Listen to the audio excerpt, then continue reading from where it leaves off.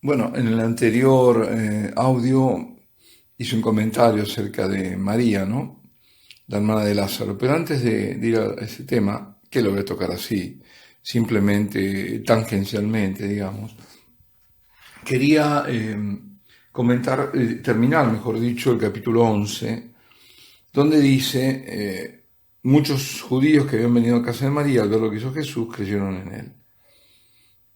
Pero algunos, de nuevo, algunos creyeron. Esto es tan tremendo. Ver la cerrazón, cómo puede ser duro el corazón de un hombre. Porque si bien algunos creyeron, otros fueron a los fariseos y les contaron lo que Jesús había hecho. Entonces los príncipes, los sacerdotes y los fariseos convocaron al Sanedrín. ¿Qué hacemos? Puesto que este hombre realiza muchos signos, decían. Si le dejamos así, todos creerán en él y vendrán los romanos y destruirán nuestro lugar y nuestra nación. Así a ellos lo que le importaba era la posición que tenían, perder toda la posición. Uno de ellos, Caifás, que aquel año era sumo sacerdote, les dijo: vosotros no sabéis nada, ni os dais cuenta de que os conviene que un solo hombre muera por el pueblo y no que perezca toda la nación. Pero esto no lo dijo por sí mismo, sino que, siendo sumo sacerdote aquel año, profetizó que Jesús iba a morir por la nación. Y no solo por la nación, sino para reunir a los hijos de Dios que estaban dispersos. Así, desde aquel día decidieron darle muerte. Entonces Jesús ya no andaba en público entre los judíos, sino que se marchó de allí a una región cercana al desierto llamada Efraín, donde se quedó con sus discípulos. Pronto iba a ser la Pascua y muchos subieron de aquella región a Jerusalén antes de la Pascua para purificarse. Los que estaban en el templo buscaban a Jesús, se decían: ¿qué os parece? ¿No vendrá la fiesta? Los príncipes, los sacerdotes y los fariseos habían dado órdenes de que si alguien sabía o dónde estaba, lo denunciase para poderlo prender, claro, y matarlo. Bueno, así termina el capítulo 11. Entonces, algunos datos. Dice Alcuino, que a su vez lo dice Flavio Josefo. Flavio Josefo era un judío historiador que no era cristiano para nada. Y cuenta Flavio Josefo que este Caifás había comprado por dinero el pontificado de aquel año. Era comprado por dinero. Primer dato. Claro, eso lo dijo él, que era conveniente que muriera uno por toda la nación, con una intención depravada. Sin embargo, como dice Teofilacto, la gracia del Espíritu Santo se valió de sus palabras para presagiar el porvenir. Mas esto, dice, no lo dijo de sí mismo, sino que siendo pontífice profetizó, lo dice San Juan, ¿no? Así que profetizó, claro, profetizó, pero sin embargo no era un profeta, como sucedió a Balaam. Es decir, el tema es si profetizó por inspiración del Espíritu Santo o no. No dijo nada de sí en realidad, ni conoció lo que decía que era una profecía. Él lo largó, pero Dios le hizo profetizar a pesar de él, porque ignoraba el sentido de las palabras que proferían sus labios. Y San Agustín dirá: aquí también podemos aprender que los hombres malos pueden también vaticinar lo futuro con espíritu profético, lo cual, sin embargo, el evangelista atribuye al sagrado ministerio porque Caifás era pontífice, esto es, sumo sacerdote. Y a lo que también comenta San Juan Crisóstomo, cuando con admiración dice: mira cuán grande es la virtud del Espíritu Santo, que de una inteligencia depravada hace salir palabras proféticas. Mira también cuán grande es la virtud y la dignidad del pontificado, pues hecho pontífice, aunque indigno, Caifás profetiza sin saber lo que dice. La gracia no toca más que a la boca, pero no llega al corrompido corazón. Es decir, nada le valió a él. Profetizó a pesar de él. Dijo una verdad a pesar de él, pero nada le valió.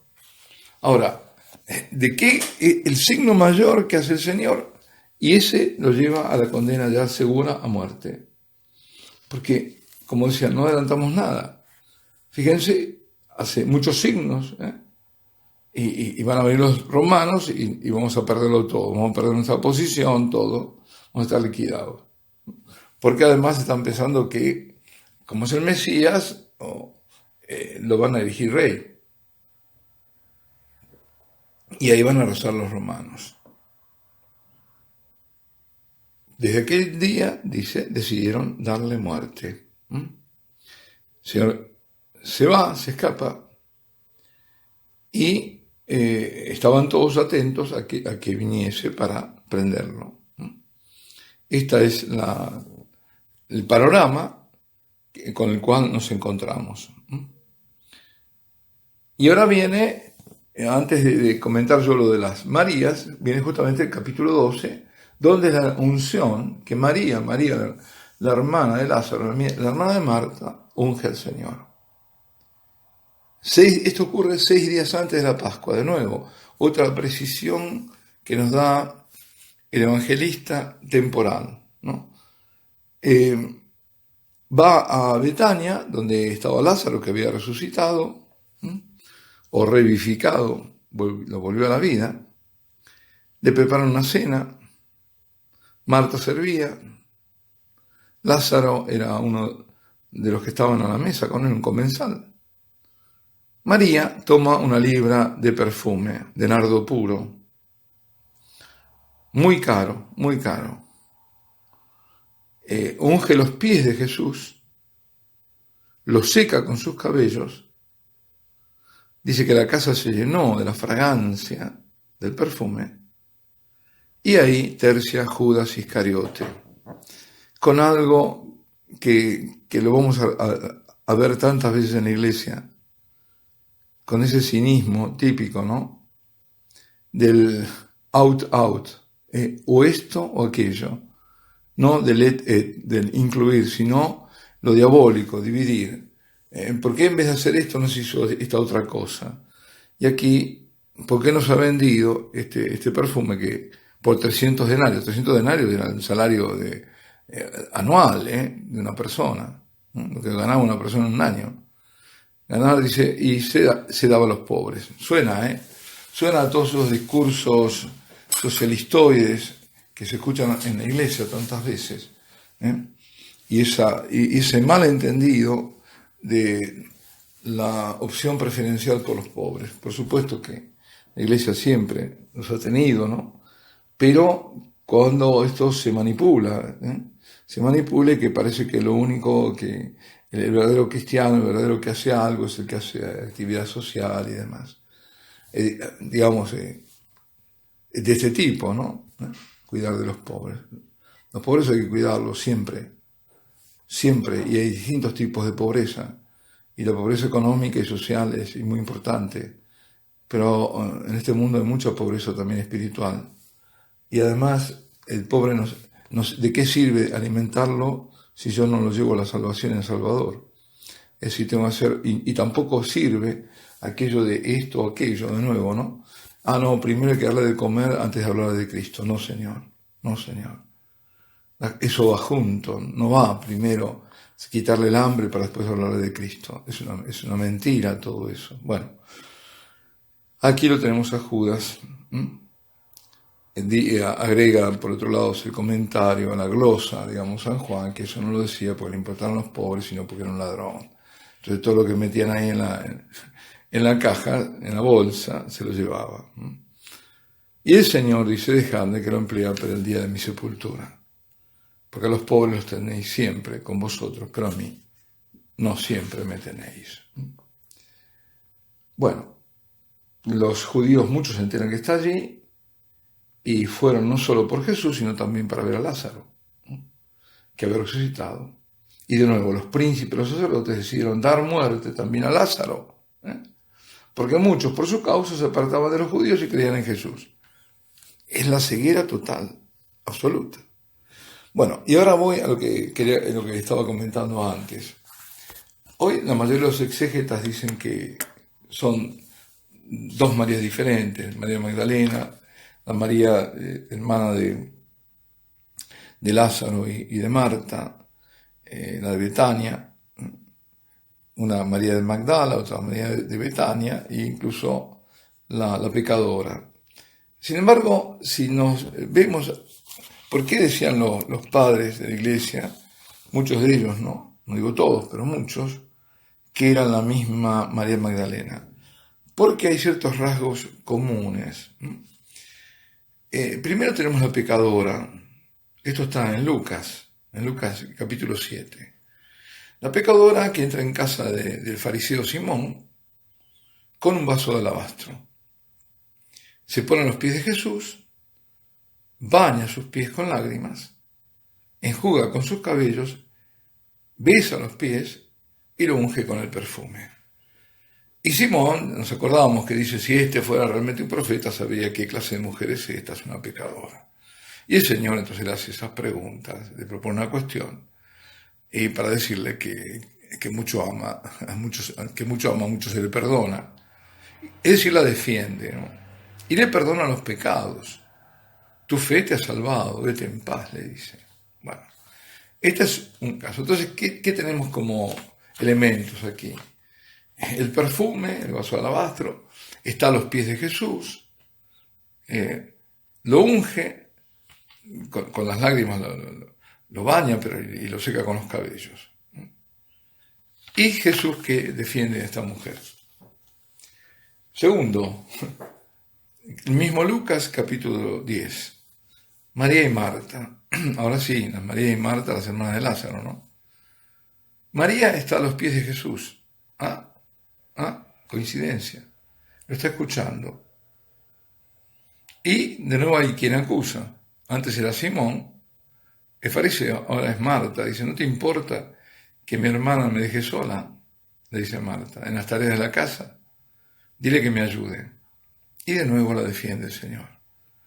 Marta, Marta, tú te preocupas e inquietas por muchas cosas, pero una sola es necesaria. María escogió la parte buena. Atención, la mayoría de las versiones, traducciones, dice la mejor parte. No dice la mejor parte del original. Dice la parte buena, no es un comparativo. La parte buena, que no le será quitada. Claro, como algunos han visto que entonces parece que el servicio no fuera bueno, han puesto la parte mejor. Pero la verdad es que él dice la parte buena, que no le será quitada. Es decir, de nuevo, vemos a María a los pies de Jesús, lo está escuchando, la acusa a la hermana, Marta, y él la defiende. Tercer episodio, ahora en Juan 12, que se acabamos de relatar. Donde estaban preparando la cena, está en la cena, bueno, y ahí vierte esa libra de perfume carísimo, de nardo puro, lo unge, y de nuevo se pone a los pies de Jesús, de nuevo, le seca con sus cabellos, por lo tanto está a los pies de Jesús. Judas que acusa y él que la defiende. Si es la misma, es la única persona que en todos los evangelios defiende a Jesús. La única. Siempre a los pies, ungiéndolo o escuchándolo. Y luego, claro, la tenemos a la María Magdalena en el mismo capítulo 20 de San Juan, que es la primera aparición, por lo menos bíblica, ¿no? Nosotros tenemos la convicción de que es extra bíblico, que el Señor se encontró primero con su madre. ¿De dónde venía si no? Estaba rompiendo, recién empezaba a romper el día, y ¿de dónde venía? De estar con su madre seguramente. Pero bíblicamente aparece la primera a encontrarse con él, que va a buscar, ¿no? Va ahí a ver a su Señor. Es María Magdalena. Bueno, ¿por qué María Magdalena? Porque era de la ciudad de Magdala. Ahora, lo que decían algunos, de los padres incluso, que en realidad era de Betania, pero que como le gustaba la vida lujosa, ¿no? Por eso dice, le quita siete pecados, 7 demonios, serán los 7 pecados capitales. Probablemente, aunque 7 es un número de plenitud, ¿no? Que estaba totalmente demoniado, pero le gustaba la buena vida. Y entonces se había dado una especie de Las Vegas. Magda era un poco eso, pero que era la misma. Entonces, que la encontramos en la casa del fariseo arrepentida, es decir, ahí es el momento de su conversión. Y después vuelve a su hogar y ahí la tenemos siempre ella. Bueno, esto no, como repito, la exégesis moderna no lo admite, pero hay razones interesantes para ver que se dan los mismos rasgos entre una María, que es la pecadora, y la otra María, que es la hermana de Lázaro y de Marta. Bueno, aquí vamos a detenernos con esta curiosidad, digamos. Alabado sea Jesucristo, sea por siempre bendito y alabado.